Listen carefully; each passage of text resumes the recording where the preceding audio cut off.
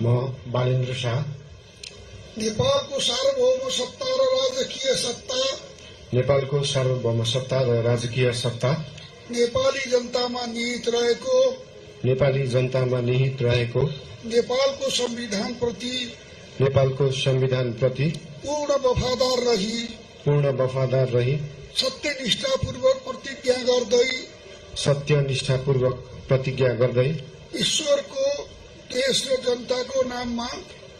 देश र जनताको नाममा शपथ लिन्छु कि प्रधानमन्त्री पदको जिम्मेवारी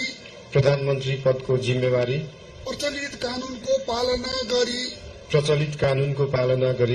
मुलुक र जनताको भलो चिताई कसैको डर नमानी पक्षपात नगरी पूर्वाग्रह वा खराब भावना नलिई ईमानदारीका साथ गर्नेछु र आफ्नो कर्तव्य पालनको सिलसिलामा आफूलाई जानकारीमा आएको कुरा म पदमा बहाल रहँदा वा नरहँदा जुनसुकै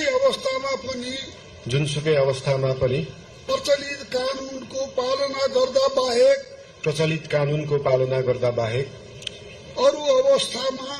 अरू अवस्थामा कुनै किसिमबाट पनि प्रकट वा संकेत गर्ने छैन। धन्यवाद।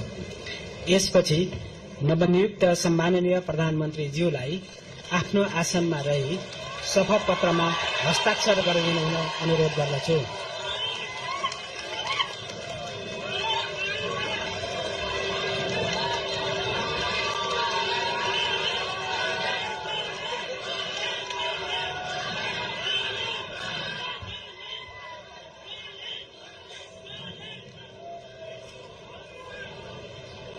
सम्माननीय प्रधानमन्त्री श्री बालेन्द्र शाहज्यूबाट प्रधानमन्त्री पद तथा गोपनीयताको शपथ लिने काम सम्पन्न भएको छ।